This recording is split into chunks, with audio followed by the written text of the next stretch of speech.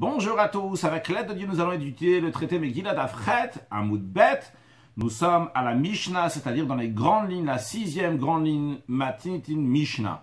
La Mishnah va nous donner la différence entre un Metzora Musgar et un Metzora Muchlat. On va traduire Metzora Musgar par un Metzora qui est isolé, un Metzora Muchlat par un Metzora qui est confirmé.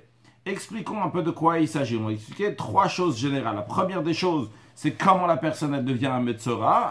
On ne va pas traduire à chaque fois Metzora par lépreux, bien que ce n'est pas la traduction exacte de lépreux, mais en tous les cas, donc c'est un Metzora.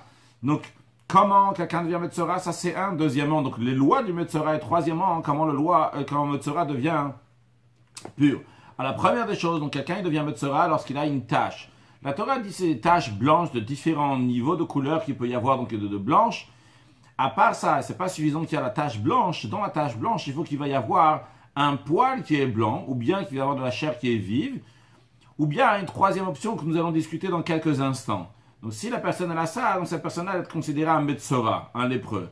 Si le Kohen, donc il y a uniquement le Kohen qui peut décider si cette personne-là elle est lépreuse ou elle n'est pas lépreuse. Le Kohen va venir, va voir, donc en effet, cette tâche-là correspond à ce que la Torah dit que la personne elle est impure, et bien dans ces cas-là, il va dire tu es Metzora. Et donc, quand il lui dit « tu es Metzora », ça veut dire que c'est un Metzora qui est Muchlat. Ça s'est confirmé. Et là, c'était Achlata. On a décidé que cette personne-là, donc elle est Metzora, elle est lépreuse.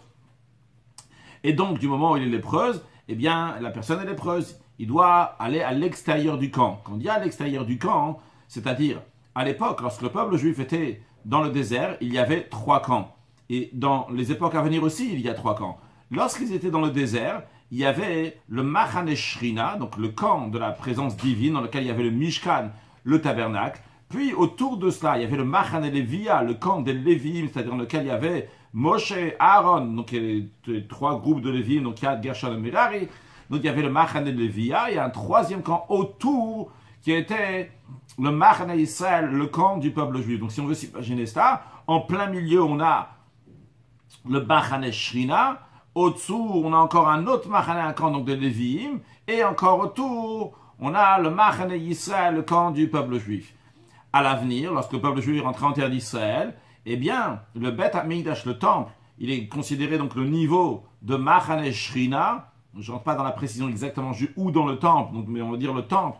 Donc il est considéré Machane Shrina, le camp de la présence divine. Puis, le Harabaït, le mont du temple, est considéré comme Machane Levia, le camp des Lévi'im, et la ville de Yerushalayim, où toutes les autres villes qui sont entourées de murailles depuis l'époque de Yoshua bin Nun sont considérées comme Machane Israël, le camp du peuple juif. Le Metzora, il est renvoyé à l'extérieur des 3 camps, quand c'est les 3 camps complètement à l'extérieur, et donc il est Metzora, donc si le Kohen a décidé, donc il va être Metzora. Ça, c'est comme on a dit, si le Kohen a vu en effet qu'il avait donc aussi bien une tache blanche avec un poil blanc, avec la chair vive à l'intérieur. Maintenant, si le Kohen voit uniquement qu'il a une tache blanche, mais il n'y a pas de poil blanc à l'intérieur, il n'y a pas la chair vive à l'intérieur, eh bien dans ces cas-là, le Kohen va l'enfermer, va l'isoler. Donc lui aussi, il va aller en effet à l'extérieur du camp. Mais celui-là est uniquement isolé, n'est pas un Metzora qui est confirmé. Le Kohen va le mettre à l'extérieur pendant 7 jours, et au bout du 7e jour, il va venir, il va voir, est-ce qu'il y a quelque chose qui a changé? Est-ce qu'il y a un poil blanc qui est venu? Ou peut-être une autre option, donc une option que nous n'avons pas parlé jusqu'à présent, c'est l'option, il passe au tifse, si la tsarat, si cette tache blanche a grandi. Si cette tache blanche a grandi au bout de 7 jours, eh bien, c'est encore une troisième manière comment la personne elle devient Metzora. Et dans ces cas-là, le Kohen dira que c'est un Metzora Muchlat. En effet, il est vraiment Metzora. Il restera donc à l'extérieur du camp encore 7 jours. Mais en tous les cas, tant que cette tâche-là n'a pas grandi, eh bien, le Kohen l'a juste isolé à l'extérieur du camp. Mais il est appelé un Metzora qui est un Metzora Musgar et non pas un Metzora qui est Muchlat. Donc, on ne va pas traduire à chaque fois.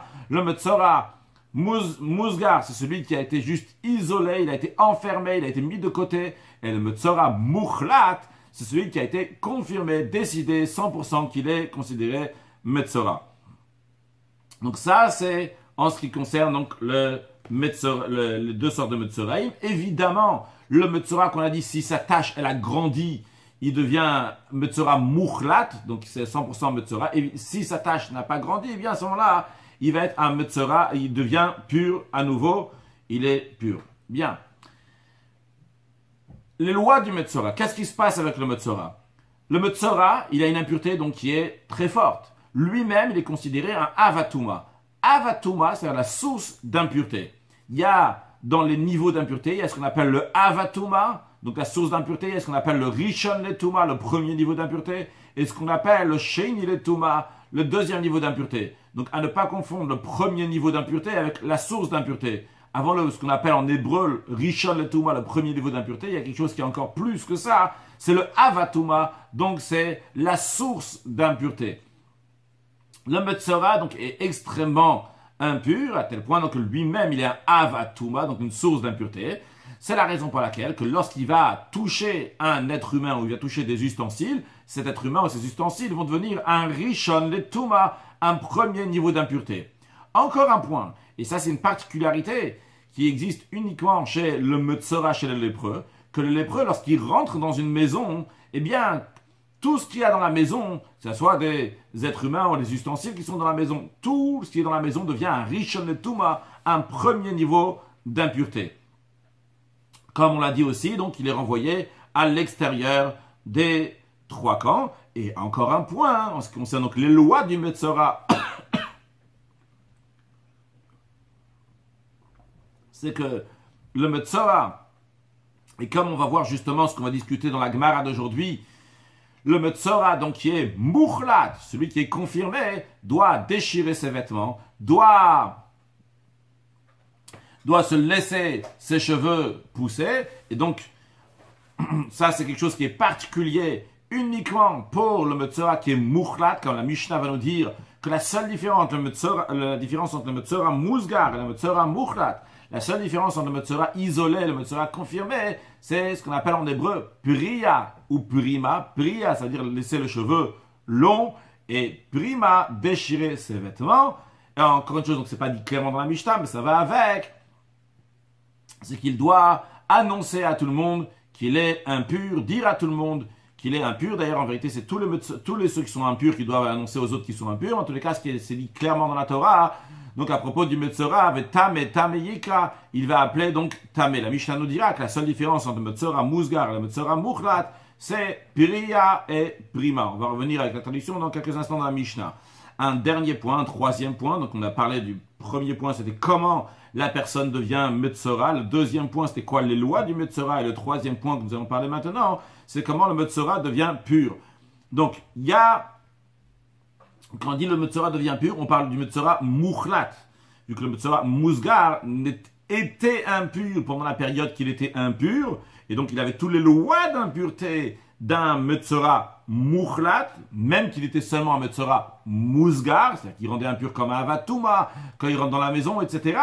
Il rend impur tout ce qui est là-bas, mais il n'était pas considéré un Metzora Muchlat. Maintenant, on parle, ce qu'on va dire maintenant, entre les lois du Metzora, pardon, les lois, la manière qu'il va se purifier, c'est lorsque le Metzora Muchlat, le Metzora qui était confirmé, va se purifier, eh bien, il doit amener 2 oiseaux. Il doit amener aussi un bois de cèdre, aussi de l'hysope, et aussi un morceau d'un shnitolat, de laine écarlate et de l'eau de source. Le Kohen, il va dire donc un oiseau, on va lui faire la shrita, l'autre on va le renvoyer, l'oiseau qu'on fait la shrita, on fait donc dans celui de l'eau de source, et après il va tout tremper là-bas à l'intérieur, il va l'asperger sur la personne, sur le Metzora. Et après qu'il a aspergé, donc il va renvoyer le deuxième oiseau. Après, le Metzora va se raser entièrement. Quand il veut se raser entièrement, il va se raser la tête aux pieds. Donc tous les poils qu'il a, il va se raser. Il se trempe au mikvé et il nettoie ses vêtements. Donc il trempe aussi ses vêtements dans le mikvé. Et dorénavant, il a le droit de rentrer dans le camp. Donc il n'est pas à l'extérieur des 3 camps maintenant. Il est donc, quand il est dans le camp, il peut entrer dans Machane Yisraël. Il peut déjà rentrer maintenant dans ce camp-là. Après, le Metzora va compter encore 7 jours, dans l'endroit où il est. Pendant qu'il va compter donc pendant ces 7 jours-là, à la fin de ces 7 jours-là, il va se raser à nouveau tous les poils de son corps. Il va se tremper dans le mikvé et ses vêtements aussi, donc une deuxième fois au bout de 7 jours. Et à ce moment-là, il aura fini donc son impureté de tsara, de la lèpre. Mais, il lui reste encore des sacrifices à amener le 8e jour, ce qu'on ne va pas vraiment parler aujourd'hui, juste dans Rashi, ce sera mentionné, que le Metzora, il fait partie des gens qui sont Mechusre Kapara. Mechusre Kapara, c'est-à-dire qu'il leur manque de pardon. Et ils doivent amener un sacrifice, donc le 8e jour, après avoir compté 7 jours. Le 8e jour, ils doivent amener les sacrifices. Chaque fois, pour chaque Mechusar Kapara, c'est de manière différente. Le Mechusar Kapara, le principe, c'est que ça veut dire qu'il manque de pardon. C'est que tant qu'il n'a pas amené ses sacrifices le 8e jour, eh bien, il ne peut pas rentrer dans le temple, il ne peut pas manger de ce qui est Kodesh. Donc, en ce qui concerne tout ce qui est Kodesh, ce qui est saint, eh bien, il est Mechusar Kapara, il manque de pardon. Donc, le 8e jour, il va s'en sortir. Donc, bien, ça, c'est l'idée donc du Metzora. Encore une chose que nous allons parler aujourd'hui, ça sera le Zav. On rajoutera au fur et à mesure sur le Zav, donc différentes choses en ce qui concerne le Zav. On a déjà parlé dans le cours précédent. Un Zav, c'est quelqu'un qui a eu un écoulement, qui vient de le même endroit qui a une émission séminale, mais ce n'est pas une émission séminale. Et il s'agit de quelqu'un qui a eu 2 écoulements, pas seulement un écoulement, il a eu 2 écoulements. Et à ce moment-là, donc, il a une impureté donc, qui est très lourde. Il est un avatuma, donc une source d'impureté. Pour ça, donc, il ressemble au Metzora. Il a une avatuma, donc une source d'impureté. Donc, en conséquence, il rend impur les êtres humains et les ustensiles. Mais le Zav, il a aussi quelque chose donc, de particulier en lui.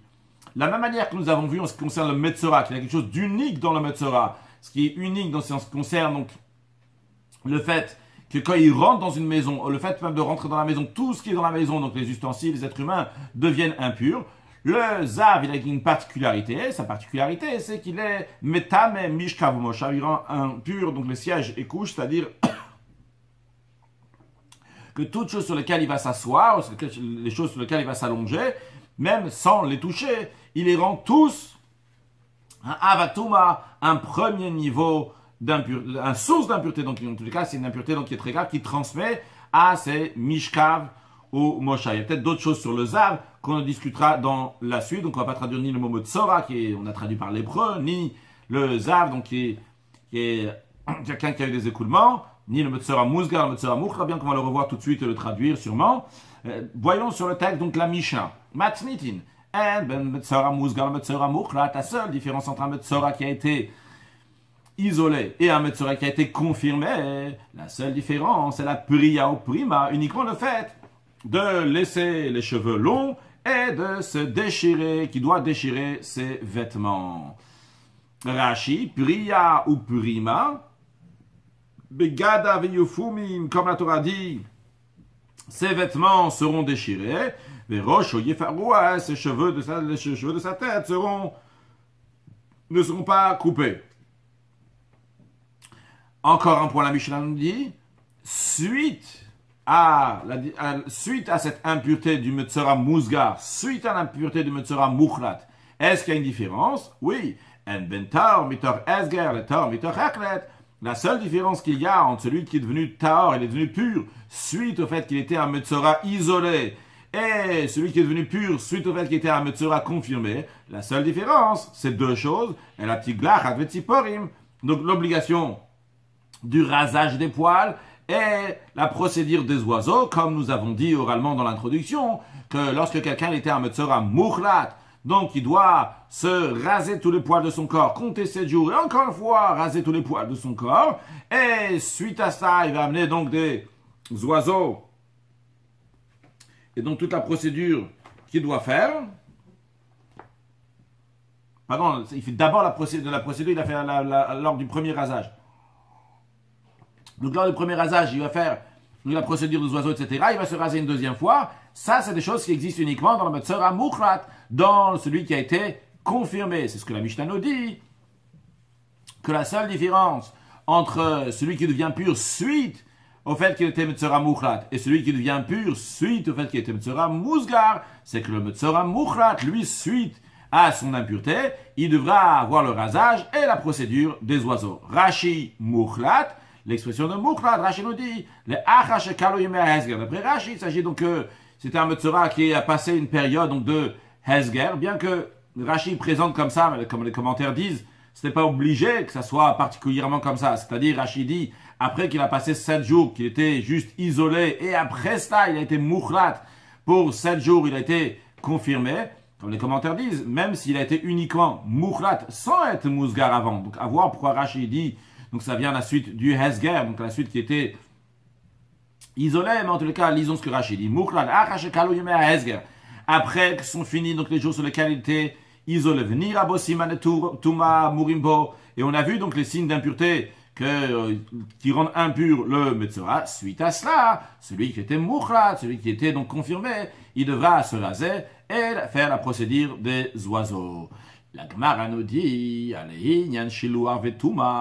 par contre, en ce qui concerne le renvoyer des camps, donc comme on a dit, or le renvoyer à l'extérieur de la ville qui est entourée de murailles.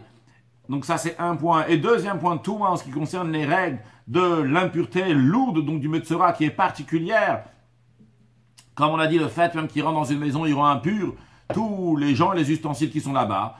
En ce qui concerne donc ces deux points-là, et le renvoyer à l'extérieur des trois camps et l'impureté du Metzora, Zeva Zeshamin, les deux sont identiques. C'est-à-dire que aussi bien le Metzora Mousgar et aussi bien le Metzora Mouchlat, les deux doivent être renvoyés à l'extérieur des camps du peuple juif, et les deux rendent impur avec l'impureté sévère d'un Metzora dans l'épreuve. Rashi Shiluach, renvoyer, l'expulser, Chutz Chomatayir à l'extérieur de la muraille de la ville.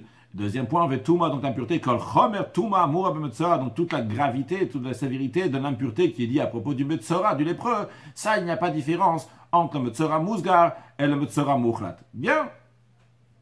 La Gemara nous demande, Minahan et Mile, d'où on sait ces choses-là, comme Rashi explique la question, Minahan et Mile, d'où on sait ça, d'où on sait ce que la Mishnah l'a dit dans le premier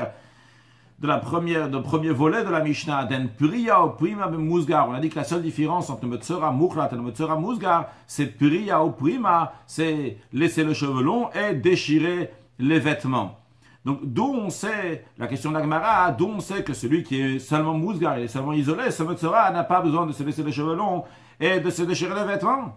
Dilma, peut-être, Rashi explique la question de la Gemara. Dilma, peut-être. Peut-être la Torah nous a dit uniquement, en ce qui concerne le Metzora Mouchlat, que lui doit faire priya et prima. Donc, on ne va pas traduire à chaque fois priya et prima, donc de laisser les cheveux longs et déchirer les vêtements. De même aussi en ce qui concerne donc, le Mousgar, celui qui est isolé. De la même manière que pour l'impureté. Tu dis pas qu'il y a une différence entre le Mouchlat et le Mousgar. De la même manière aussi. La Torah l'a dit uniquement pour le Mouchlat, que lui doit faire priya ou prima. Mais déduis-le aussi pour le Mousgar, que lui aussi devrait faire priya ou prima. Alors d'où on sait que ce que la Mishnah a dit dans son premier volet, que la seule différence entre le Metzora Mousgar et le Metzora Mouchlat, c'est uniquement en priya ou prima, que le Metzora Mousgar n'a pas besoin de faire. Peut-être lui aussi, le Metzora Mousgar, aurait besoin de faire priya ou prima. La Gemara répond, Rav Shmuel bar Yitzchak Kama de Ravuna. Rav Shmuel, il a enseigné dans une braïta en présence de Ravuna. Il est écrit dans le verset à propos d'un Metzora Mousgar, d'un Metzora qui a été isolé, il y a écrit V'tiyar wa Kohen mispachati, que le Kohen va le déclarer tahor parce que c'est une mispachat. Donc une mispachat, c'est pas une lèpre, mais c'est parti de quelque chose qui peut amener que ça va devenir une lèpre. V'chibes begadav, et suite à ça, donc ce Metzora qui était Mousgar, qui était enfermé, donc va immerger ses vêtements, Vetar, et il a été purifié. Il n'y a pas écrit ici Veyitar, et il sera pur. Donc Vetar, il a été purifié. C'est la raison pour laquelle on apprend de cette expression que Tar mi priya ou prima de mikara, que ce Metzora Mousgar, ce Metzora qui était isolé, était déjà pur. Il écrit Vetar, il a été purifié. C'est que déjà à la base, il avait une certaine purification. En quoi consiste la purification, entre guillemets, qu'il avait? C'était le fait qu'il n'avait pas besoin de faire priya ou prima, il n'avait pas besoin de laisser pousser ses cheveux, et il n'avait pas besoin de déchirer ses vêtements, vu qu'il était seulement un Metzora qui était Mousgar. Dans le texte de Rashi, Rashi nous dit que ce verset-là parle du Metzora, on parle d'un Metzora qui est arrivé donc à sa situation de pureté, suite à quoi? Uniquement parce qu'il était Mousgar, il était isolé, il n'a pas été confirmé. Ce verset-là, ce verset donc, que le Kohen va le purifier, c'est une mispachat, donc c'est pas une sarat, c'est pas une lèpre. Ce verset-là dit à la suite de ça, il y a écrit Vetar.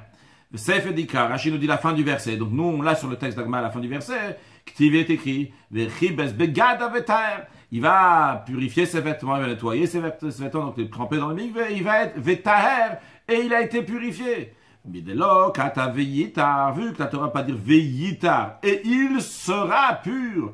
Donc à l'avenir, au futur, non, il y a écrit vetaer, il a été purifié. Alors on apprend que c'est l'ishtadami karao, c'est une expression donc qui est depuis le début, depuis toujours, il était déjà pur dans le passé d'une certaine chose. Ukvar kodem tvila yatar, avant même de s'immerger, il était pur. Il était pur de quoi? Pas totalement évidemment, il était un metzora mousgar. Seulement quoi? Il était pur d'un peu, d'une partie de l'impureté d'un metzora, il était déjà purifié de ça, qu'il n'avait pas cette impureté. Quelle impureté il n'avait pas? C'était l'impureté qui consiste en fait qu'un metzora mouchlat en général, lui, doit, oui, avoir priya ou prima, laisser ses cheveux longs et se déchirer les vêtements. Eh bien, le metzora mousgar n'a pas besoin de priya ou prima. La question, elle était d'où on sait ça? La réponse est... Parce qu'il y a écrit, il était purifié, qui était déjà pur dans le passé de quelque chose. Donc l'expression veut vetar et non pas veyitar. Donc vetar veut dire il était purifié, non pas veyitar, il sera purifié. On apprend qu'il était déjà pur dans le passé de quelque chose. Bien. Amar le Rava, Rava lui a dit, il y a un instant, d'après ton raisonnement, à chaque fois il écrit vetar, il était pur, ça il était pur déjà dans le passé. Alors, Rava lui dit, dans ce cas-là, Gav et Zav. Voyons à propos du Zav. Donc, on a dit dans l'introduction que le Zav, c'est quelqu'un qui a eu 2 écoulements, qui est considéré donc, qui est un Zav. À propos du Zav, donc lui aussi, donc il est impur. Dictive est écrit là-bas, donc à la suite de son processus donc de 7 jours qui va se purifier, il y a écrit à la fin donc le Vechibes Begadav, donc il va immerger, donc il va tremper ses vêtements, Veter. Et après que lui aussi va s'immerger dans la source d'eau vive, eh bien, il a été purifié. Là-bas aussi, l'expression vetar, il a été purifié. Rachid Gabezav, dictive Besor Taharato, il y a écrit à la fin de sa pureté, donc à la fin de son processus, son compte de 7 jours, il y a écrit vetar, il a été purifié. Mataor Meikara, comment là-bas tu vas dire qu'il était Taor Meikara, il était Taor, il était pur déjà depuis le début de quelque chose. De quoi il était pur là-bas? Il avait une certaine impureté qu'il n'était pas dans le Zav, il était impur comme un Zav. Qu'est-ce quoi vetar? Pur de quoi? C'est la raison pour laquelle Rava, il garde le principe que vetar, il est pur de quelque chose. Pas entièrement, mais il est pur partiellement. Il est d'accord sur ce principe-là. Mais il n'est pas d'accord sur le fait qu'on dit que c'est depuis le début qu'il était Zav, il n'a pas eu cette si grande impureté. Seulement quoi? Donc, c'est-à-dire que d'après Rava, le Zav, il est Zav à 100%, Zav avec toutes les impuretés jusqu'à qu'il se trempe au mikveh. Une fois qu'il se trempe au mikveh, il y a quelque chose. Alors avant de dire ce que Rava va nous dire, juste expliquons un peu. Le Zav, lorsqu'il est impur, il compte pendant 7 jours. Le 7e jour, il se trempe dans un bain rituel dans le mikveh. Une fois qu'il s'est trempé dans le bain rituel, il ne s'est pas encore débarrassé totalement de sa zivout, de fait qu'il était Zav, qu'il avait eu un écoulement. Il doit attendre jusqu'à la fin de la journée. Et uniquement, une fois que le soleil va se coucher, à ce moment-là, il sera à 100% pur de ça, qui sera plus Zav. C'est-à-dire, imaginons qu'il s'est trempé au mikveh à 14 heures. Et donc c'était suite au fait qu'il a compté 7 jours. Il a vu, donc il était Zav, quand il a vu, c'est-à-dire il a eu un écoulement, il a eu 2 écoulements ou 3 écoulements. Et suite à ça, une fois qu'il n'avait plus d'écoulement, il a compté 7 jours, donc ils sont propres. Le 7e jour, à 14 heures, il s'est trempé dans le bain rituel. Et si ça arrive jusqu'au soir et il n'a pas vu d'écoulement, très bien, il est pur. Par contre, imaginons que le Zav, après s'être trempé au mikveh, il a vu un écoulement. Il a eu un écoulement. Il s'est trempé à 14 heures et à 15 heures, à 16 heures, il a eu un écoulement.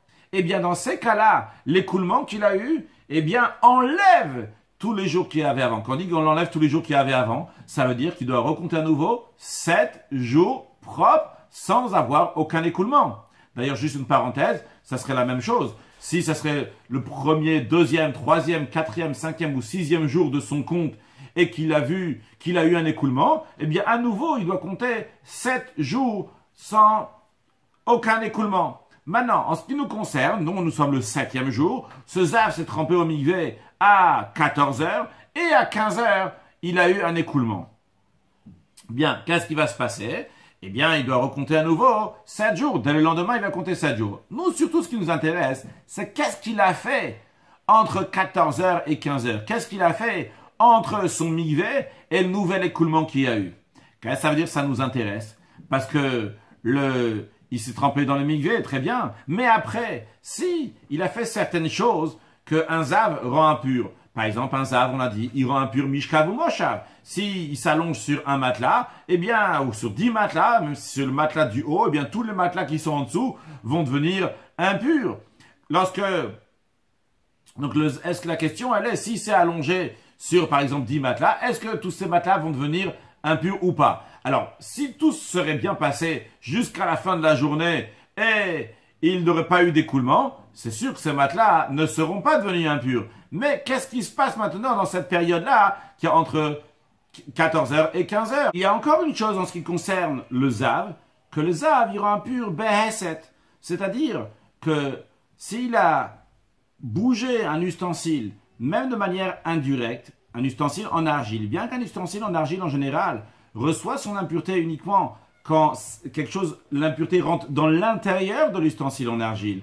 Mais le Zav, lorsqu'il va toucher cet ustensile-là, pas toucher, lorsqu'il va bouger cet ustensile-là, donc à distance, donc avec quelque chose, le fait même de l'avoir bougé, eh bien, ça va faire que cette chose-là devient impure. Quand je dis à distance, ça va être à distance ou sans distance. Si ça, c'est un ustensile en argile, que ça soit, donc il a poussé l'ustensile en argile, ou bien que ce soit qu'il a, en le touchant comme ça, il a bougé l'ustensile en argile, eh bien, l'ustensile en argile va devenir impur, bien qu'en général, l'ustensile en argile ne reçoit pas l'impureté par l'extérieur, mais uniquement par l'intérieur. Et ça aussi, ça nous intéresse. Qu'est-ce qui s'est passé entre 14 heures et 15 heures? Le Metzora a touché, a fait bouger des ustensiles en argile. Eh bien, est-ce qu'il les a rendus impurs ou pas?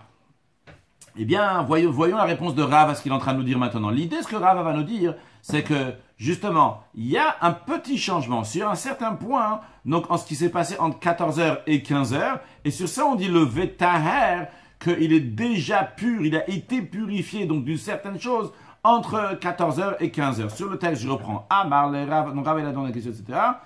Amar le Rav Gabezar, dit réponse, Rav dit, voilà, moi je vais te dire qu'à propos du Zav, c'est quoi? Il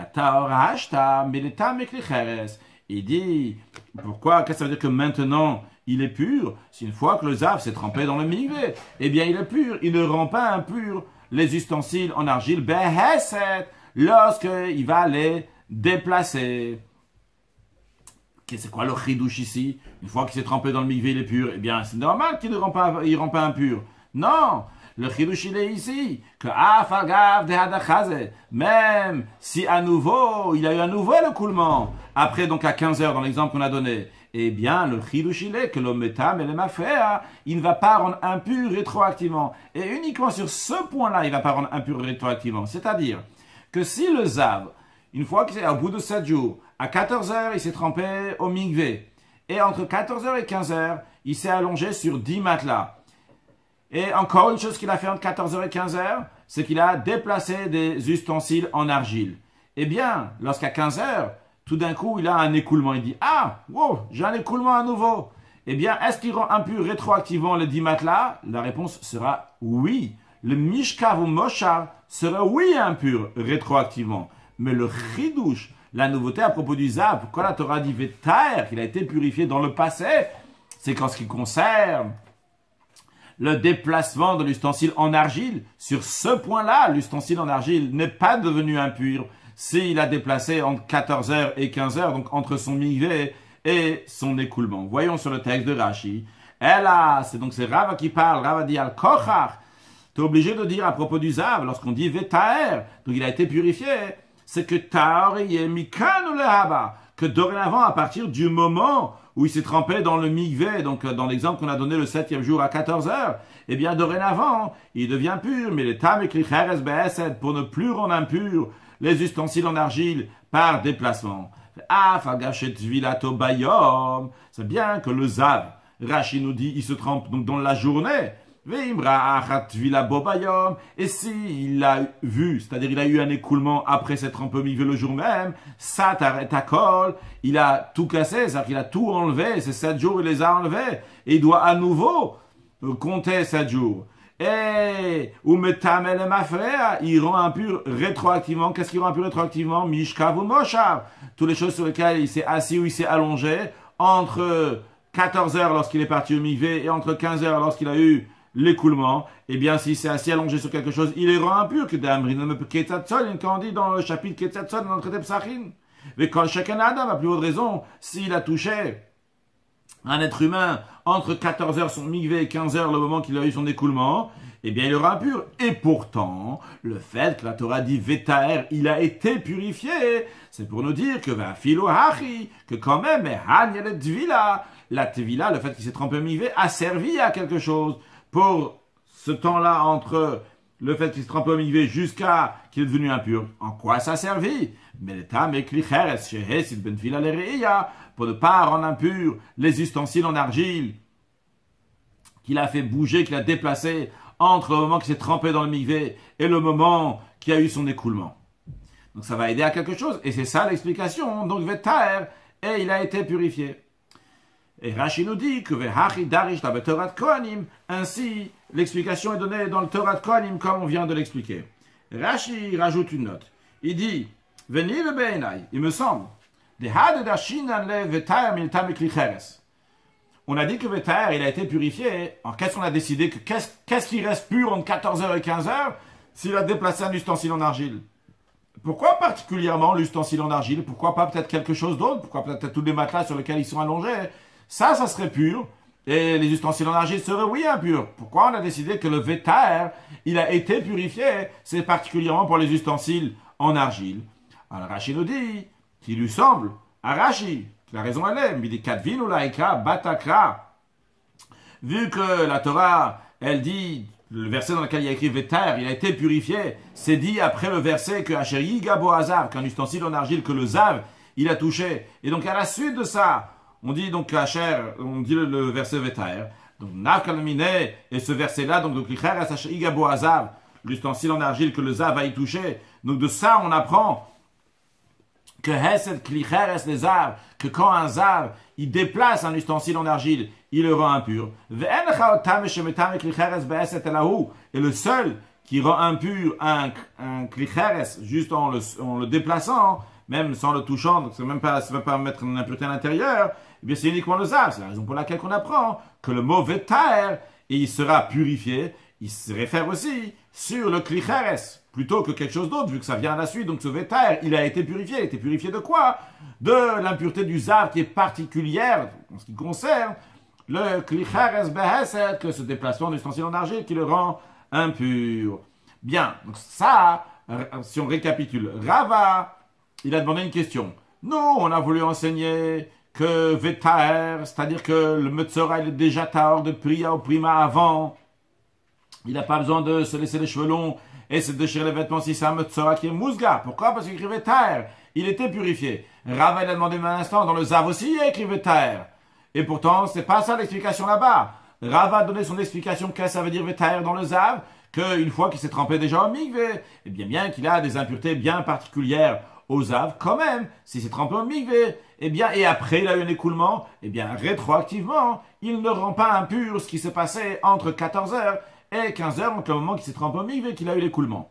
Alors Rava maintenant va dire, il en est de même aussi en ce qui concerne le Metzora. L'expression de Vetaer, c'est pour nous dire qu'une fois que le Metzora s'est trempé au mikvé, entre 14h et 15h, pour lui aussi, il ne va pas rendre impur rétroactivement, dans un cas bien précis. Voyons sur le texte de la Gemara, Achanami. Donc Rava dit ici aussi, dans le contexte du Metzora, donc qui est Mousgar, qui a été isolé, donc que jusqu'à présent il avait toute l'impureté d'un Metzora ordinaire. Donc quand on dit ordinaire, c'est d'un Metzora Mouchlat, bien que c'est seulement un Metzora Mousgar. En ce qui concerne l'impureté, on a dit il n'y a pas de différence. Maintenant, il s'est trempé au mikvé. Il s'est trempé au mikvé à 14h. Maintenant, rappelons ce qu'on a dit dans l'introduction, que le Metzora, il a une impureté particulière, c'est lorsqu'il rentre dans une maison, tout ce qui est dans la maison, les êtres humains et les ustensiles deviennent impurs.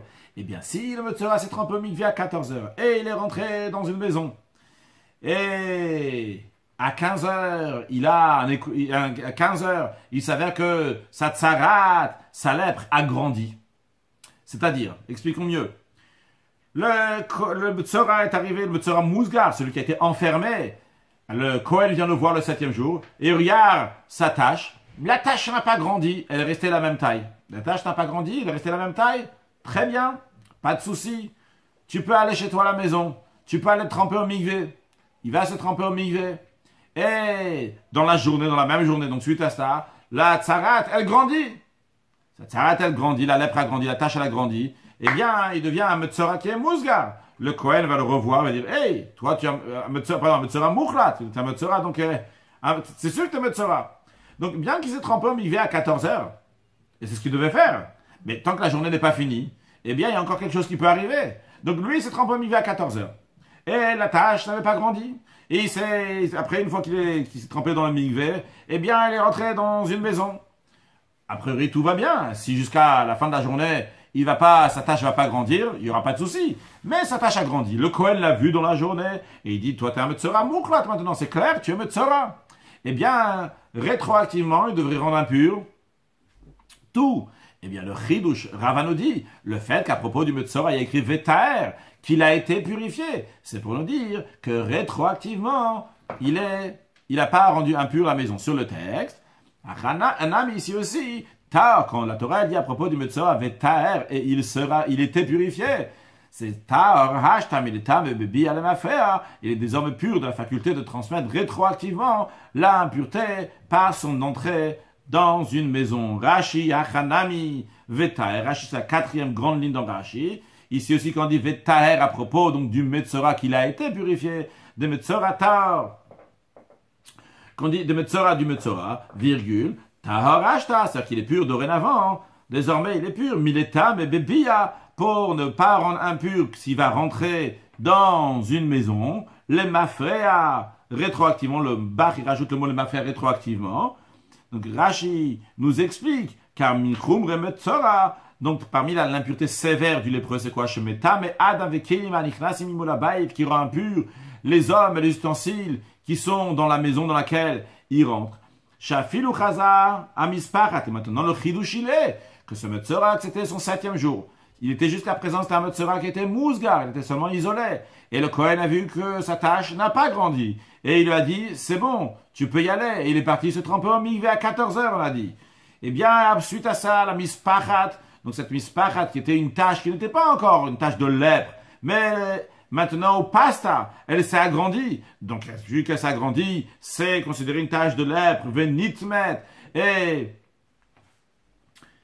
alors ici, donc il y a certains qui font une autre version, il dit venitma hatar à la place de venitmet tar. Donc venitma hatar est celui qui est impur et celui qui était pur, pardon, jusqu'à présent, donc ce Metzora qui était pur maintenant, il devient impur. Qu'est-il quand il est écrit veim paso tifser mispachat baor, la Torah dit que si la tâche va s'élargir sur la peau, bien à ce moment-là, il va être impur.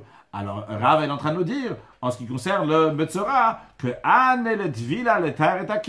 le fait qu'il s'est trempé dans le mikvé à 14 heures, ça a aidé, donc le fait qu'il s'est trempé pour rendre purs les kélim, c'est-à-dire qu'ils vont rester purs, les ustensiles de cette maison, à bain imo le bait, ceux qui sont venus, qui étaient à l'intérieur de la maison, lorsqu'il est rentré dans la maison. Les fichiers Metzora, Metame Bibia, car le Metzora, le lépreux, en général, rend impur lorsqu'il rentre dans une maison, donc il rend impur aussi bien donc les hommes qui sont là-bas, les ustensiles qui sont là-bas, des Tanya Betorat Kohanim, d'où on apprend ça comme il était enseigné dans une braïta dans Torat Kohanim, donc c'est un midrash sur le livre de Vayikra. Là-bas il y a écrit Zot Torah, voici la loi, le Chol Nega Tzarat Vela Natek, le Tzarat Abeged Vela Bait.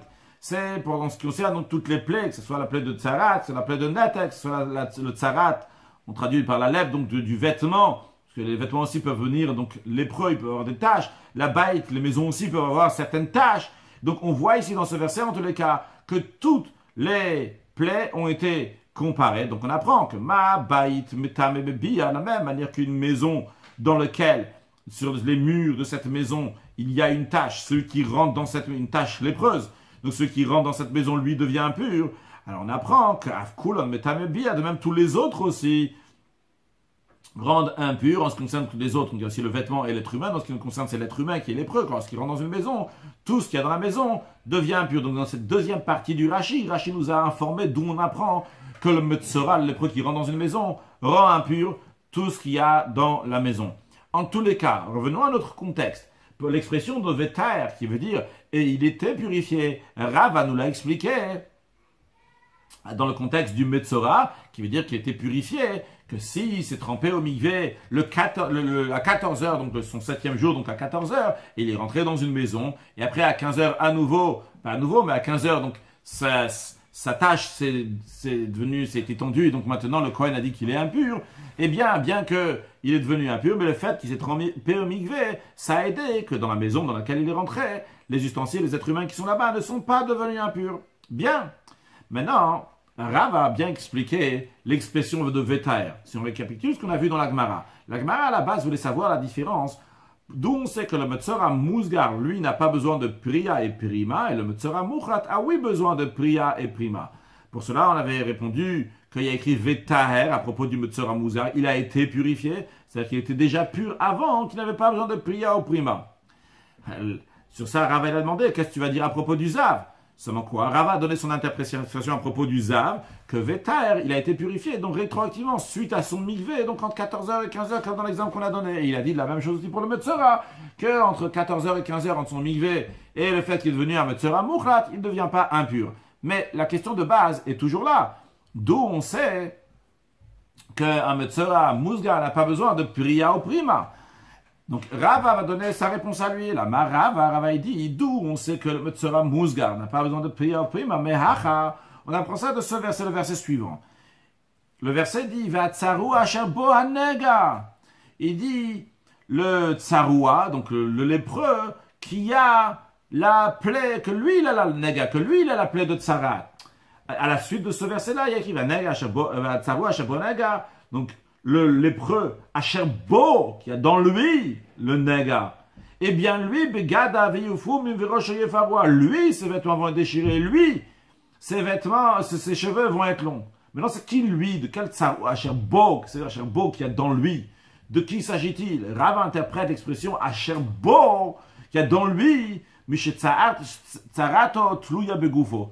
On parle d'un Metzora que sa lèpre dépend de son corps. C'est-à-dire que c'est un Metzora qui est confirmé. Parce que sur son corps, il y a de la lèpre. Et tant qu'il y a la lèpre sur son corps, il sera un Metzora qui est confirmé. Et il y a Tzazé, ça exclut une autre sorte de Metzora, le Metzora qui est Musgar, qui est uniquement isolé. Shen Tzarat Tluya Begufo. Que sa Tzarat, vrai, il a une certaine tâche sur lui.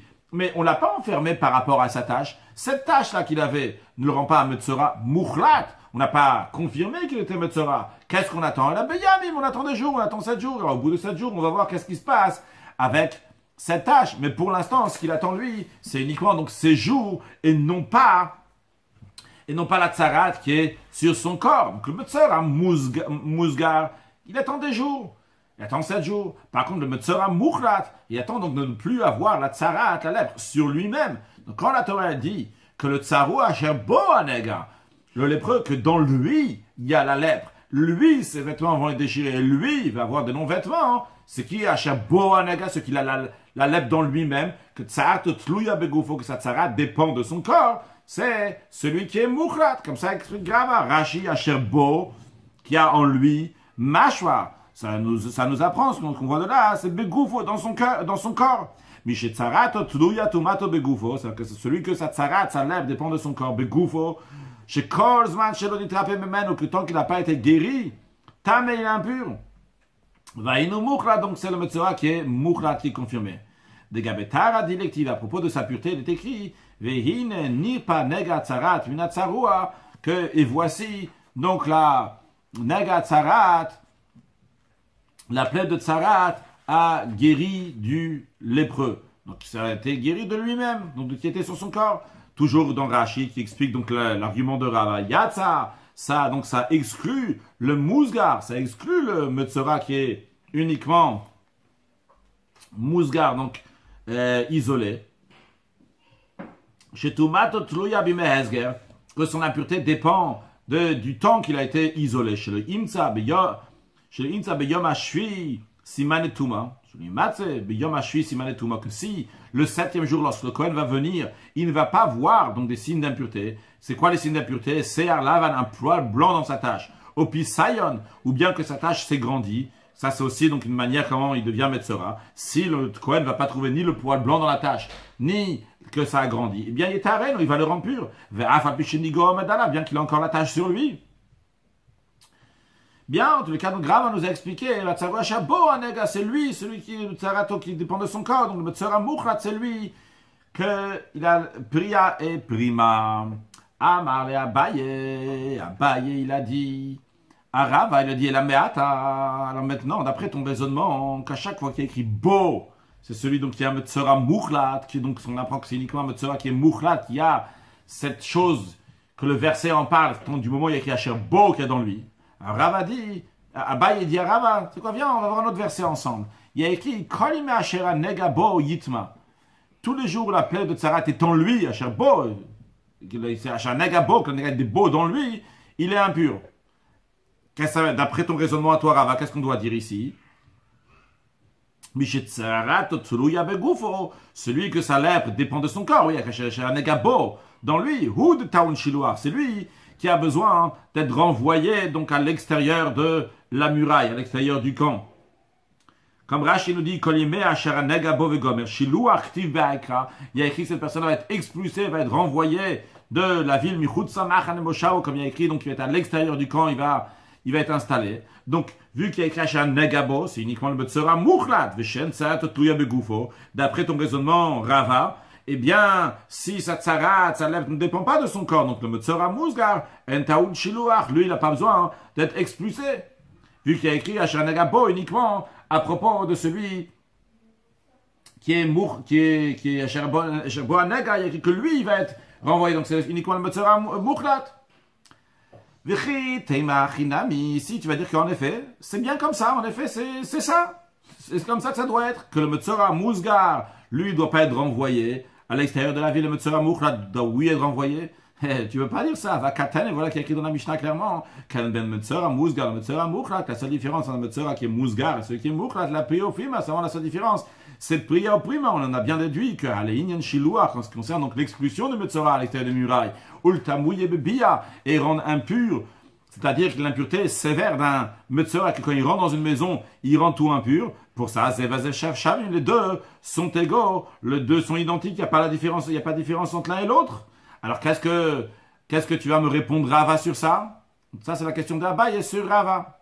Je récapitule. Rava, il a dit que Asher Bo Anega, donc celui qui l'appelait dans lui, donc c'est le Metzora Muchlat, lui doit faire priya au prima. Alors Abaye lui a demandé, dans ces cas-là, en ce qui concerne l'impureté aussi, il y a écrit Asher Bo Anega, celui qui a l'impureté dans lui, donc uniquement le Metzora Muchlat, devrait avoir cette impureté de Metzora du lépreux, et non pas le Metzora Musgar. Et pourtant, dans la Mishnah, il écrit clairement, qu'on en déduit clairement de la Mishnah, qu'il n'y a pas de différence entre le Metzora Musgar et le Metzora Muchlat en ce qui concerne l'impureté. Amarle, Rava a répondu à Abaye, ce que je t'ai dit, c'est juste. Ce que je te dis à Cher Boanaga, on parle bien d'un Metzora qui est Muchlat. Dans le verset que tu m'as ramené, là-bas, il y a une précision. D'où on va inclure aussi le Metzora Musa. Comment ça? Parce que Yeme, Kol Yeme. Vrai, il y a écrit Yeme Asher Anegabo, le moment qu'il va avoir la plaie dans lui. Mais le fait qu'il y a écrit Kol Yeme, la Torah aurait pu enlever le mot Kol Yeme, tous les jours. Le fait que la Torah a rajouté les mots tous les jours, c'est pour nous rajouter encore d'autres jours. Les jours d'un Metzora qui est Musgar. Les rabot Metzora Musgar, les Shiloar, c'est pour inclure le Metzora isolé, que lui aussi doit être expulsé de la ville, donc de la ville qui est isolée, qui est avec la muraille, comme on a dit. Rashi Yeme Kol Yeme. Rashi explique, mais vu qu'il aurait, la Torah aurait pu écrire Yeme, les jours, ou Ktiv Kol Yeme, il y a écrit tous les jours. Le fait qu'il y a écrit tous les jours, c'est pour rajouter encore d'autres jours. Ces jours-là, ce qui sont rajoutés, c'est pour le Metzora qui est Musgar. Mais le principe, donc Rava dit, mon principe que j'ai dit quand il y a écrit Asher Bo, donc ça parle bien uniquement de lui et pas d'un autre, de Metzora Muchlat. Eh bien, ça dépend, donc c'est donc dans sa chair, je le maintiens. dans ce verset-là, d'impureté, il écrit Kol Yemei, c'est pour rajouter encore d'autres jours. La Gemara demande, dans ces cas-là, Yach, ici on est ainsi. Tiglach Avetipor et Tamalo. Dans ces cas-là, pourquoi tu inclus pas aussi le Metzora Musgar pour qui va avoir la procédure donc de se raser aussi, donc d'amener les oiseaux? Et des katané, on a enseigné dans la Mishnah, la seule différence entre celui qui devient tahor suite à un isolement et celui qui devient tahor suite à un état de confirmation, et la tiglach avetziporim, c'est uniquement le rasage et la procédure des oiseaux, mais a priori les deux auraient dû le faire, comme Rashi explique la question. Donc la seule différence qu'il y a entre celui qui est tahor, donc suite à qui était isolé, donc merefuato, donc quand il va devenir pur maintenant, quand il est guéri, la seule différence entre lui et les tahor mitochech, la tiglach avetziporim, la seule différence, donc le metzora musgar et le mukhlat, c'est uniquement donc le rasage et la procédure des oiseaux. Alors Rashi nous rajoute bien qu'il doit amener un sacrifice de délit et un log, donc 244 millilitres d'huile en tant que sacrifice, donc le 8e jour après, donc après sa procédure donc de 7 jours, donc ce qui concerne le metzora mukhlat. Rashi nous dit, ça ne nous intéresse pas. Miu hacha, ici ce qui nous intéresse, biyom taharato fuato de katane, le jour de sa pureté, le jour de sa guérison, c'est-à-dire le 7e jour. On ne parle pas des sacrifices qu'il amène le 8e jour, que comme on a dit dans l'introduction, ça c'est pour les mechousa kapara, il manque de pardon. Et donc à ce moment-là, donc il a besoin encore, il manque de pardon, comme on l'a dit, donc il ne peut pas encore rentrer dans le temple, il ne peut pas manger un sacrifice, donc il est kodesh, et donc pour cela il a besoin d'amener le sacrifice. Donc c'est pas ça qu'on parle maintenant, ce qu'on est en train de parler maintenant, c'est uniquement en ce qui concerne donc le 7e jour. Et on a dit clairement dans la Mishnah que la seule différence entre le tahor de Metzora Mukhlat et Metzora Musgar, le jour où ils deviennent tahor, ils deviennent purs, c'est uniquement Tiglach Avetziporim, ces 2 points de rasage et la procédure des oiseaux. Amar Abaye dit non, tu ne peux pas inclure aussi le Metzora Musgar avec le rasage et les oiseaux. Pourquoi? Parce que Amakra, le verset il dit, lorsqu'on parle qu'il est en train de guérir, le jour de sa guérison, il y a écrit Yatsa Kohen et Michutz Machane, le Kohen va sortir à l'extérieur du camp. Et le Kohen donc va voir, et voilà que la plaie de Tsarat a guéri. Et suite à cela, il y a écrit donc les versets donc, qui parlent de rasage et des oiseaux. Alors le fait qu'il y a écrit que le Kohen va sortir et va voir que la plaie elle a guéri. Et suite à ça, il y a écrit qu'il va se raser et amener les oiseaux. On apprend que Mishet Tsarat Tluya Birfot. Donc c'est celui que le statut de Tsarat, c'est lui qui dépend donc de sa guérison. C'est-à-dire que c'est un cas de Tsarat qui est confirmé. On attend qu'il va guérir, qu'il va être nirpa. Donc son corps va être nirpa. Quand son corps va guérir à ce moment-là, il va faire cette procédure donc de rasage et d'amener les oiseaux. C'est que le Metzora isolé, que son statut de Tsarat, c'est pas ça qui va amener la guérison. C'est pas, on n'attend pas sa guérison ou pas. C'est uniquement donc les jours, combien de jours vont passer. Et là, on va voir, Rashi veine nir pas avec Gomer, est écrit suite au verset que le Kohen est sorti et il voit que son corps a guéri. Il y a écrit à suite de ça, tu vas amener donc 2 oiseaux purs, et suite à ça, qui va faire le rasage. Donc le rasage et les oiseaux, c'est uniquement pour celui que son corps a guéri, non pas celui qui était un Metzora Musa qui dépendait des jours. Continue une autre Mishnah qui nous dit donc la seule différence entre les Sfarim, quand on dit les Sfarim, donc on parle aussi bien donc de la Torah des prophètes et des hagiographes, et Tfilin de Mezuzot. Tout le monde sait c'est quoi les Tfilin de Mezuzot. La Mishnah nous dit que ben Sfarim, les Tfilin de Mezuzot, la seule différence entre Sfarim, comme Rashi nous dit, Sfarim c'est Torah, Nevim et Ktuvim. Et la différence entre les Sfarim, donc les livres, et Tfilin de Mezuzot, Tfilin de Mezuzot, la seule différence elle est, la Sfarim, Nirtavim et Chol Lashon, que les livres peuvent être écrits en n'importe quelle langue. Ou Tfilin de Mezuzot, par contre, les Tfilin de Mezuzot, En Nirtavat el Ashurit, peuvent être écrits uniquement en Ashurit. Rashi nous dit qu'Ashurit c'est Lashon HaKodesh, donc littéralement la langue sainte, donc c'est l'hébreu, donc qui est appelé Ashurit, ou bien donc est-ce que ça vient de l'assyrien, Assyrie, ou bien parce que c'est le ktav qui est Meusha, qui est le plus net. En tout cas, c'est le ktav Ashurit, c'est le caractère donc dans l'hébreu qu'on écrit jusqu'à aujourd'hui, le Sefer Torah Tfilin de Mezuzot, c'est le ktav, ce qu'on appelle l'écriture Ashurit. Quand on monte à la Torah, on voit comment c'est écrit. Ça, c'est le ktav Ashurit, c'est le caractère donc hébreu qui est appelé Ashurit. Donc ici, ce que la Mishnah nous dit, que les livres de Torah peuvent être écrits en toute langue. Par contre, les Tfilin de Mezuzot peuvent être écrits uniquement en Ashurit. Donc ça, c'est la première opinion dans la Mishnah, on a une deuxième opinion dans la Mishnah. Il faut se rappeler donc pour le prochain cours, lorsqu'on apprendra la Gemara, Rav Shimon ben Gamliel Omer, Rav Shimon ben Gamliel nous dit que Av Bisfarim, même en ce qui concerne les livres, bien que Tanakama, donc la première opinion dans la Mishnah, dit qu'on peut écrire les livres en toute langue, et Rav Shimon ben Gamliel dit non, Lo Yitiru Shekat Vola Yevanit. Les sages ont permis que ce soit écrit en une autre langue, mais une seule autre langue. Langue étrangère, c'est celle qui est grecque, comme Rashi nous dit, même dans les livres de Torah, Nevim et Ktuvim, on a permis une autre langue, aucune autre langue, Chutz min Lashon HaKodesh, à l'exception de Lashon HaKodesh de l'hébreu. La seule, c'est quoi? La Yevanite, le grec. Et Rashi nous dit que Bigmara Mefaresh, dans la Gemara, on verra pourquoi le grec est particulier. On va faire encore une ligne. La Gemara nous dit, le Tofran Begidin ou le Tamet Hayadayim, en ce qui concerne donc le fait de coudre avec des nerfs. Donc quand on a dans le Sefer Torah, on a plusieurs parchemins, il faut les coudre les uns avec les autres. Donc on va les coudre avec les nerfs. Et encore une chose qui concerne donc rentamer